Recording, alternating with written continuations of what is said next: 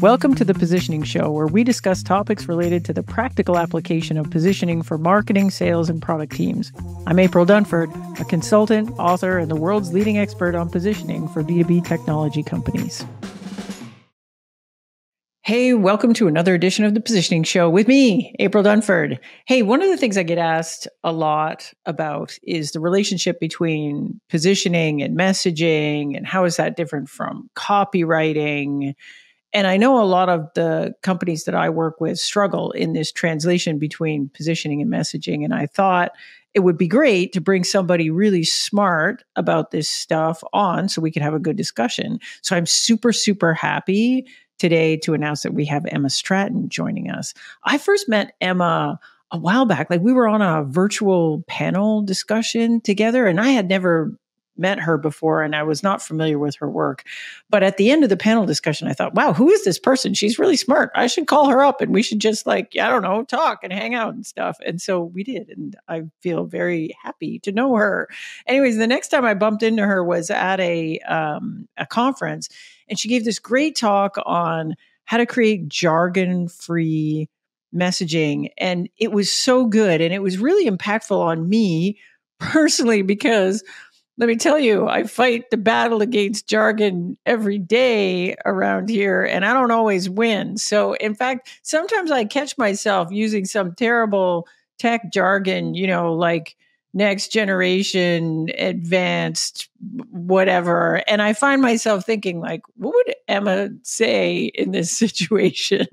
So I thought everybody here would enjoy hearing a conversation with her. She's actually working on a book.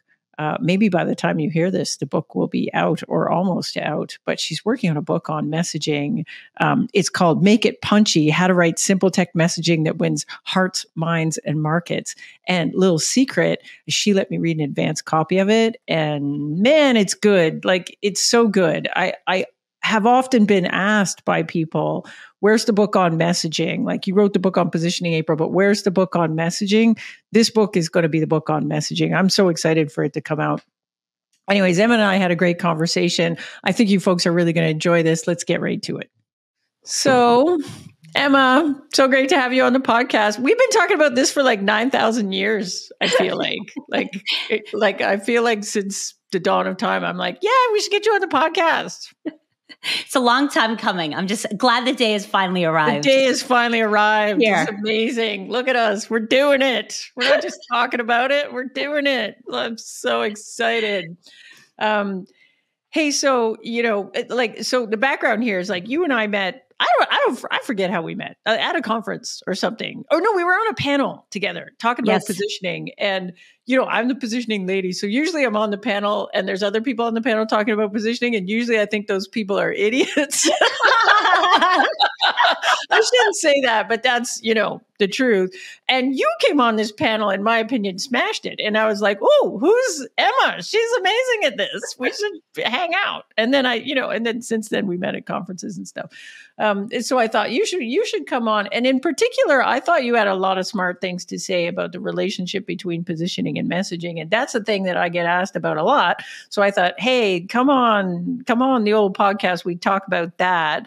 And so I thought maybe a good place to start, like, so for everybody listening, can you give us a bit of a background? Like, how'd you get so smart on this stuff? Like, where'd you come from anyway? Oh man, I don't know where I came from, April, but in many ways, I do think I was weirdly put on the planet to do this work.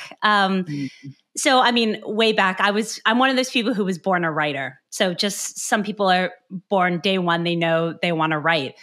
But then you grow up and you're like, how am I going to make money? And so I spent a lot of, right? Sometimes those things don't line up. Yeah, I hear you. They don't line up, right? So I spent a lot of time trying to figure out, what to do with this skill that I had with words. And, I tried a lot of things, but where I first found a home that felt right was when I got into brand and marketing when I was living in the UK. And I did brand messaging for consumer packaged goods in Europe. So like toilet paper and shampoo and deodorant and things like that. And it was my job to like connect with consumers, make them feel something about a product, make them choose a product over another. I really loved the work. And you had to do a lot with just a few words. And I was doing that for a couple years. And then I moved to the States and I wanted a job with a short commute. I think I wanted an easier life in some level. And so I accepted a job at a B2B marketing agency, thinking naively that it would pretty much be the same, like we're marketing products to people. We all How think different? that at the beginning. Yeah. We all think B2B, B2C, same deal, right? It's all the same. Yeah. Humans, right? Humans. And yeah, that's what everyone says. It's all people buying stuff. It's all the same. And then you do it and you're like, oh. Yeah. So my first client was this enterprise data management company. And it was like a smack in the face. I was like, I don't understand this. This is so technical. This is so opaque. And it was just scary. But what I realized was that this company had a serious messaging problem and that actually this jargon heavy technical speak was not serving them well, that they were really relying on a couple shit hot salespeople just doing their thing. Not unusual. Not unusual, right? And but they were confusing people. So anyway, because I didn't know better, I was like, well, I'm just going to apply a lot of principles and kind of ideas that I already have about writing to you. I'm going to make this simple. I'm going to connect to the human you're trying to reach. I'm going to try and translate this complicated platform into outcomes and superpowers and things that your buyer wants. And it worked. And I think my brain works in that way where I find things simple. I just know how to make things simple. And so I just got hooked. And from that point on, I was like, I just want to do this. I see this problem everywhere. I saw the problem everywhere, this messaging that made no sense. So I said in 2015, I'm going to start a consultancy and I'm just going to do messaging for B2B tech companies. And people were like, that's When was that, 2016? It was like end of 2015, 2016. Oh, we started consulting around the same time. I think I was around the same time, 2016, something like that. Yeah. Must have been a year. Must have been in the air. Yeah, it was like in the air. I just thought, just like, this is a huge problem. And at first, it was a lot of me telling people they had a problem or waking people up to the problem. Yeah. There was a lot of that. I'm sure you probably remember that as well, having to kind of tell people. But just over the years, I just started working with more and more companies. And so I've worked with so many companies on their messaging across technologies, company stages, the tiny early stage, the famous household names, different technologies, hundreds of companies. And of course, when you work with so many companies, you see the patterns, you understand that there really are these kind of core things that people struggle with. And that's when I got to the point after doing it for quite a few years, I thought, I want to teach marketers how to do this because I was aware that there wasn't this kind of one standard or best practice that people could fall back on. They were grabbing templates or maybe they learned on the job. So I started teaching marketing teams at tech companies my approach to messaging, how to do it. And when you teach people how to do something, you kind of go even deeper and learn it all over again. So short story here. April has said I've spent a cajillion hours of my life thinking about this stuff. Yeah. You make a really good point about that. I think it really is. It's one thing to know how to do something and do it for a client, like do it for a client. It's really another thing to say, I'm going to teach a client how to do it. Like you just need to understand it at such a deeper level because people are going to come and ask you their questions and be like, well, why don't we do it like this? And why don't we do it like this? And you discover very quickly where the gaps are in your understanding of a thing when you have to teach it versus just, I'm going to come in here and do it for you. And don't ask me any questions. Just look at the results. Very different thing. I like what you said about, messaging. I'd like to ask you the question because I get this question all the time. And so I want to hear your version of it. Like, talk to me about the difference between positioning versus messaging versus copywriting. I mean, these are all, in my mind, these are very distinct things, but to a person that doesn't come from marketing and isn't involved in any of those things, they often think they're the same. And so how do you talk to people when they say like, wait a second, isn't this just copywriting or isn't this just positioning? Like, where does messaging fit in that spectrum? Yeah, people mix it up. I mean, marketers conflate them. It's just really common. They really do. Some of the worst offenders. But I mean, I agree with you on that. Some of the worst offenders. Like, can we just say, I'm going to go on record to that. The marketers are sometimes the worst. I'm like, why? You're supposed to understand this. And I feel like they do kind of lean on positioning really hard too. I think copy sort of gets neglected, but it's either it's positioning or it's messaging, no matter what it is. I've found, but yeah. So of course, I love your definition of positioning, and I use it a lot. But if I were to kind of simplify it, I think about positioning as its strategy, right? It is defining what your product is, exactly who it's for, and the unique value it offers those folks. It's strategy. Now, messaging is how that positioning comes to life through a handful of messages.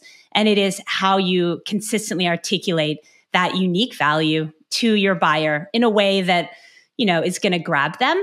And messaging to me is part strategy, part writing. So there's a writing element, but there's still that strategy element where you're figuring out, how do I actually translate that positioning into the first set of words?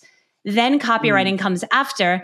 Copywriting is how you take that messaging and you flex it depending on the channel, you know, you're using and the action you're trying to drive. It's very like action oriented, trying to get people to do something like learn more or, you know, get a demo. And copywriting, while there is strategy within copywriting, I see copywriting as it's full on writing.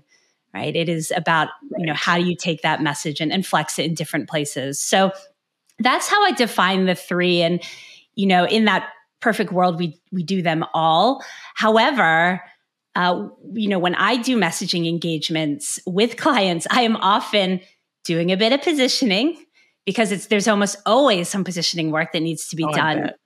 Yeah. And then I kind of make the words sound nice. That's a bit of copy because people want that. So, you know, there's a purist approach, but I think there's a real world approach where they do blend. And, you know, that's what I see a lot. Yeah. Do you talk a lot about messaging that's punchy, and I really like your ideas around this stuff because I've seen you talk about this a couple of times. And so can you talk a bit about that? Like, you know, what do you mean by punchy and what's good messaging look like? Yeah. So punchy was just one of those words. So when I worked in consumer, everyone would just be like, oh, can you just like make that punchy? And I bet marketers listening have been asked that or have asked someone to make something punchier. So I think punchy has always been a vibe for me. You know, it's like it pops, it's bold, you know, it stands out. And so that's why I named my company Punchy. But actually, the Cambridge Dictionary defines it really well as, let me get the official, it's expressing something effectively and with power, often using fewer and shorter words. And that is just... I love this definition so much, actually. This is what we're going for all the time. Yes, it's what we're going for all the time. You know, I talk to so many people about marketing, about messaging, and the biggest thing that everyone says is, I say too much. I don't know how to be concise. I go on and on and on. I'm using too many big words. I want to sound more human and bold. And so Punchy is taking that vibe to B2B tech. That there are some corners in B2B tech that sorely need that vibe. I'm sure you'd agree. Oh yeah, no, there's no question about it. Give us an example. Like, so, you know, what I love when you do a talk at a conference is you give a bunch of examples, and sometimes you'll throw a thing out. And, you know, I was sitting in the audience the last time I saw you speak, and, you know, a few of them you throw out and you're like, yeah, that's pretty bad. But a couple of them you threw it out and I was like, oh, I don't know, that's not that bad. And then you show the better one, and I'm like, oh man, that's so much better. What? So sometimes we don't even know it's all that bad until we get good stood up beside it, and then you're like, oh yeah, that's way better. So yeah, can you give us an example? Crap versus good. Yeah, so like a not so punchy, typically characterized by long ass words after another, so long that you hear it and you're like, what did that say? So an example would be: accelerate the identification, diagnosis, and resolution of issues across complex IT environments. So what did I just say, April? There was a lot of shuns. Yes. Too many Yeah, no, that shuns. doesn't sound so good. That sounds, It doesn't sound so good. And I'm like, I don't know what that means. So the punchy version would just be find and fix issues quickly across your IT landscape. so much better. Right. So punchy is easier to absorb. It's just easier for someone who's reading it to get what you're talking about and actually have a shot at remembering it 3 minutes later. So, have you ever been in a situation where, because I'm sure you have, because you work with B2B companies. So B2B companies really love their jargon. So they get deep on the jargon and get into it. And the vast majority of that jargon, I feel, is completely unnecessary. They're used to saying that word. And so that's the first word that comes to mind, even though there's a way simpler word that you could use. Occasionally they do have a technical word that's meaningful. Like, is there ever a case where you think a little bit of techie word is okay? Like if the buyer is super technical or whatever, and everybody kind of understands what this thing is. And like, how do you draw a line between too much jargon, not enough jargon? Is a little bit of jargon okay? Or should we be trying to get rid of all of it? Yeah. So, about the technical buyer, because people do ask that a lot. So if there is a technical term that is important and meaningful to the audience, it's the best term. It's an important, specific term. Absolutely, you can use it. I'm not saying to spell out API for developers or anything like that. If it's a technical term that matters, right? Use that it. would be bad. That would be bad because then you sound like you don't know what you're talking about. So you do need to build credibility. I think the offenders that can always go are the businessy ones, like leverage, utilize, orchestration, and then a lot of those marketing fluffy ones like transform and reimagine and game changer. A lot of those words there's a simpler alternative that you can swap out. In fact, I have swaps. I have a thing where I've got some simple swaps you can make for those big jargon. Let's hear it. Give us the swaps. Okay, I hate accelerate. Why? Why do we say accelerate so much? We are not writing about cars, April.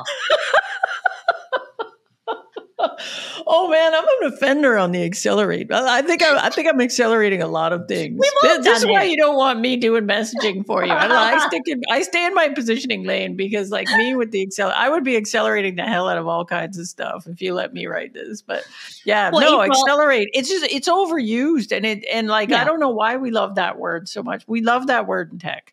We love that word, but just try speed up instead. Speed up is way better. In 90% of the situations. Yeah. Oh, that's a good one. You got another one? I hate leverage. Just say use. Leverage. Use. I hate leverage. I don't know. I hate it. Use. Okay. Implement. Now, I know implementation is different, but just the verb, like to implement something, it could just be do. Do it. Do it. Just do.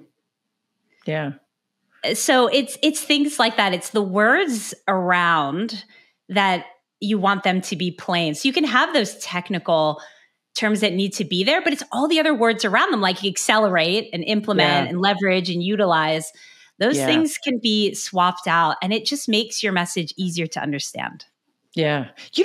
One that comes up a lot is that I'm always having this conversation is when people talk about their product, they feel like they have to put a qualifier on it. Like it is a solution versus a platform versus a tool versus something else. And I feel like as tech people, we ascribe a lot more meaning to those words than the customer does. Like, I'm curious about that because I'm always trying to talk people out of platform. One, because most of the time, like in the technical sense, the thing we're talking about is not a platform. We just wish it was a platform. And then two, I don't even think customers know what's the difference between a platform and the thing that is not a platform, like a suite versus a platform.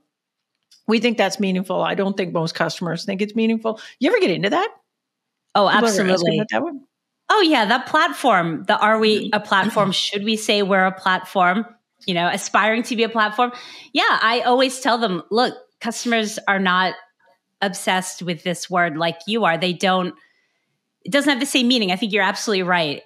For tech people, it's got all these connotations of value and mission criticalness and unrippability and all these things. And you're right. Like, oh, we'll get in there and they won't be able to replace us if we're a platform.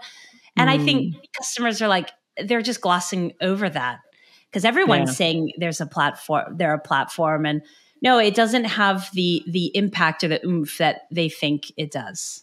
Yeah, I blame the VCs for that one because there was a period where the VCs were like, if you're not a platform, then there is no longer term play for this thing and blah, blah, blah. So then people just said, oh, you want us to be a platform? We stick that word on there. That's fine. Their fault. Yeah, that's what I think. But I don't know. But, I blame a lot of things on VCs, so I should probably shut up about that. Coming back to that, though, like, the customer's perspective, like, what do we need to know about customers in order to write good messaging? So the first thing is you need to know who that customer is and you have to narrow down on that customer. I mean, that's where it starts. And that's the thing that I see companies like so resistant to doing, or they have such a hard time. They fight me when I say we need to really, the more narrow and specific we can get on a customer, the better. And, I'm talking whether it is not just a one persona or one type of company, but even a mindset, a level of awareness. It's just this need to first get very clear on who you're talking to and acknowledging that it's not everyone. And I know that sounds so simple. It's such a core piece of positioning, right? But it's something that I find companies really, really struggle with. They don't want to. They want to sell to everyone. And that is the first problem that you may never get over, trying to find something that appeals to everyone. So that's the thing that I see the most people having issues with. I think once you do kind of know, all right, here's who we're speaking to. So a lot of times I'll ask people, okay, how experienced are your buyers with solutions like yours? Are they, sophisticated? They totally get this, or are they new to it? Because that will really change. That seems like a really important thing to understand. It's a really important thing to understand kind of how aware they are. But what I find with a lot of companies is we have 50-50. They're like, we have some of them have a solution like ours already and they get it and they know what this is. And the other half have never had a solution like this and they don't know what it is. So they say, well, who should we speak to? So in which case, I talk to them about, well, you've got to think about where you're trying to go. What are your growth goals? Like, where are you trying to expand into? And then choose that person and kind of skew the messaging a little bit into their favor while not completely alienating the other. But so first defining who you're talking to, but then also understanding how much do they know about solutions like yours. That will help you know, okay, how much do we need to focus on differentiation? How kind of technical or specific do we need to be in benefits versus do we just need to help people understand the value of this new thing? So that will really kind of change how your messaging will manifest. Yeah, I love that idea. Like, this targeting thing is very hard. Like, I think there's a core piece of your positioning to figure out like who's the best fit customer. Let's define that. For our marketing and sales efforts, we're trying to focus on that profile of a best fit customer. It doesn't mean we if somebody outside of that comes and wants to buy something from us, we don't say no. But a friend of mine had this great expression, and he said, "You know what? We're aiming at the flag, we're aiming at the pin, but we want it's okay if we just want to land on the green." It's like, okay, that's a good way of putting it. I think that's a really good way of putting it. Does that put people at ease? I think so. A little bit. Yeah. Like, if they're golfers. Otherwise, they're like, what you talking about, lady? We don't know. To know your customer kind of a situation. But yeah. I want to talk to you about headlines because I'll tell you, this is my personal pet peeve. I don't know what it is. There is a certain kind of person, and in almost every workshop I do, and I don't touch messaging. Like what we're trying to do is get the team in agreement and alignment around, who do we compete with? How are we different? What's the value we can deliver? Who are we going after? What's the market we're going to win? And then we'll get into the sales pitch bit of that. But usually the companies handle messaging themselves, or they work with somebody like you on the messaging bit. But there's always a person in the room that is like, we're like halfway through this exercise and they'd be like, stop, I've got it. Yeah. Accelerate, innovate, procreate. That's it.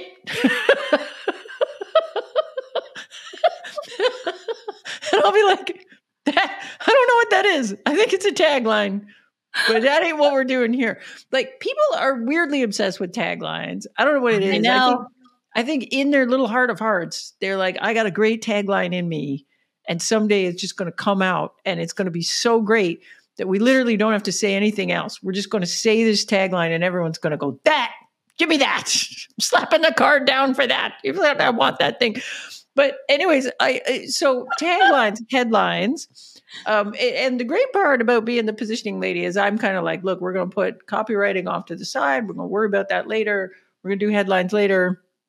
And you're going to work with somebody who's an expert on doing that stuff. And we as a team, as a group who are not copywriters and suck at this stuff, trust me, we don't want to do this. But talk to me about headlines. Like, because you, again, the last time I saw you talk, you said some great stuff about headlines and had some smart ideas on how to write headlines. You want to talk about that? Because I think that my listeners love headlines, man. To the point where I'm like, stop loving them so much. I just have to just give some space to that innovate, procreate, accelerate headline. Like, I have a whole long post that I wrote about hating those 3-word with period. The 3-word thing. Why does anybody do it ever? It should stop. Because and this is to anyone, no shame if you've done it, because I think we've all probably written one in our lives at least. But yes. I think as a marketer, when you have all that background knowledge, you see all the meaning that you've jammed into each one of those 3 words. Yes. You might have touched on all 3 product pillars. And so to you, you're like, I've nailed it. And to an outsider, they're like, what does this even mean? So it's exactly it. I think that's it. We're so close to it. Those words feel so meaningful to us. And then, again, a customer comes at it and says, innovate, explorate, participate. So there's a great, just building on that. Have you read Made to Stick? Yes. Yeah. So they talk about the curse of knowledge, that cognitive bias. But they talk about that sociology experiment that proved it. And it always sticks with me because it's that 3-word headline idea where they would tell someone to think of a song and then they'd sit in front of another person and say, tap that song with your fingers. And so they'd be like going like this, tapping to the beat of whatever song they're thinking. And the other person is like, I have no idea. You're just banging on that table. And they'd be like, come on, how are you not getting this? And they start hitting harder. How do you not get this? And I think that's what's happening with these headlines. Oh man. Well, this is it. I think, I don't know. Headlines. Why? Yeah. So headlines, right? So I teach marketers how to write headlines in messaging. And my thing at Punchy is I want to give you simple techniques that you don't have to be a fan. You don't have to think you're a writer to be able to use them and get a good result. Because I believe that really any marketer can do this. So one thing I do to get people going is give them prompts to kind of get them thinking about the right idea. So one prompt is, finish the sentence. Imagine if you could blank. That's to help you get an aspirational headline. Now, this one, I found so much success with more technical folks or people working on a highly technical product where you tend to get quite robotic and very kind of with everything. That prompt really pushes you into that future state that your customer is trying to get to. Sometimes you can get some emotion tapping into, what they want and how they would like things to change. So that prompt can get you in that space to understand, what do I really want to talk about in this headline? And then when it comes to writing headlines, I have all kinds of little formulas and little tricks to kind of zhuzh up your headlines, make them more interesting, because a headline's job is to get attention and make you want to read the words that come after it. So, and also when you think about everyone who's looking on a page, about 80% of people will read headlines, but only 20% will read the body copies. So you want to put some effort into those headlines to try and get people interested. So one that I really like, that I love to share is, if you have a kind of vanilla, straightforward headline, I'm trying to think of an example right now, like, I don't know, accelerate, innovate. I know, innovate. But you see lots of ones that are like, accelerate your accounting or something like this. And you're like, all right. It's accounting. Exactly. Accelerate your accounting. So I think we try and go, ta-da! We're trying to go like, it's awesome. And we feel like using language like that is conveying, this is awesome, or this is new. And really, if you can just be specific and maybe more clear about this new superpower they're going to have, that's going to be a better headline. So let's see. So, for example, about accounting, it's like,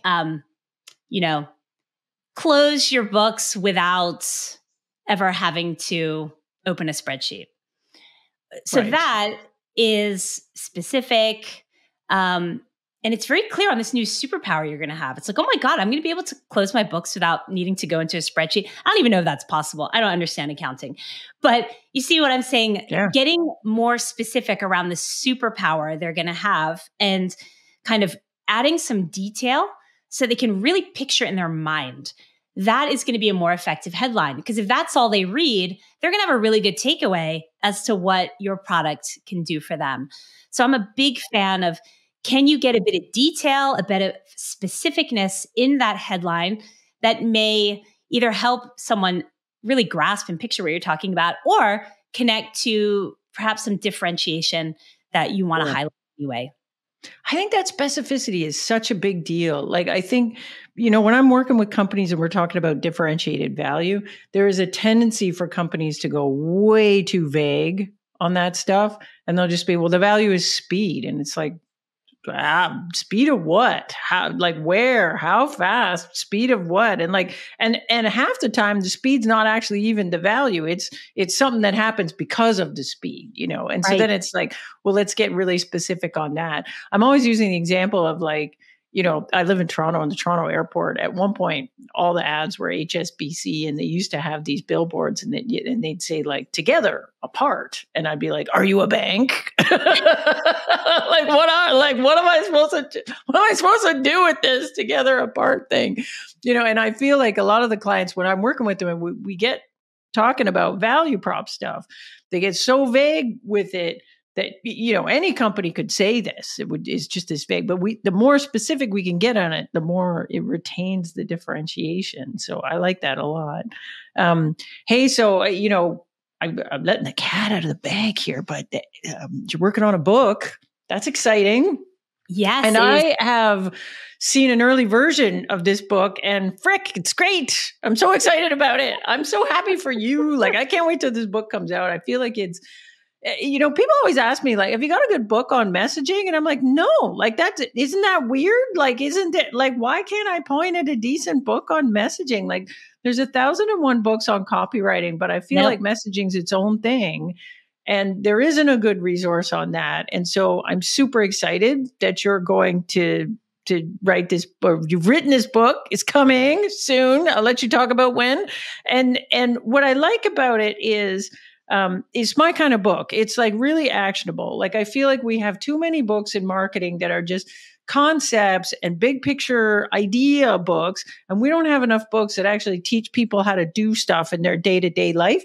And I feel like this book is really full of these really practical things that, somebody that's wrestling with this stuff inside a company can then go and take and like do stuff with right away. So, can you give us a little preview of like, what's the book all about, and maybe give us a few ideas of like kind of things we're going to learn when this glorious book comes out? Yes, absolutely. And of course, your book inspired me to write my book. So that's awesome. Yeah, it really did. Because when I read your book, I came across an article of yours, and it was before the book was out, and I got on your wait list, and because I was like, oh my God, someone's writing a book on this. And I read an article that you wrote somewhere on like Hacker Noon, and I was like, oh my God, this is genius, And I remember reading your book, and I was like, this woman is my spirit animal. She sees the world like I do. Like she sees things like I do. And so it was just this beautiful thing when we met, and you were like, I wanted to write a book, but I was on this like 5-year plan, and you were like, just go write the book. And so I did. I know. I remember we were having that conversation. You were like, thinking about writing a book. And I'm like, write it now. I know. And I did. I wrote it in 6 months. I was like, all right. And by the end of the year, it was written. So yeah, super excited. And unfortunately, it takes a while to get out. Like after you've written the book, then there's this whole process to actually make a book happen after that, which sucks. But it gets there eventually. And you read the ugly Word document version. Now it looks a bit prettier than when you saw it. Great. I can't wait. I can't wait for this book to come out. I'm excited for you. Yeah, I mean, like you, there's no book on messaging. So honestly, this book, I wanted to answer every question that I had been asked by so many marketers and founders over the years. That was my goal. I was like, I'm going to give people a process to do messaging from start to finish, as I have done it over the years. And throughout, I'm going to make sure I answer every single question I've heard. And when I was kind of mapping out the chapters, I had all the questions and reader questions that I wanted to answer. So that was the inspiration.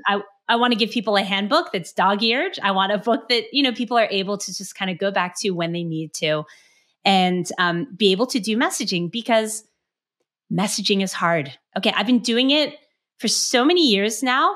The more I do it, the harder it seems to me, because, back in 2015, 2016, there was a lot less software companies, SaaS companies back then than there are now.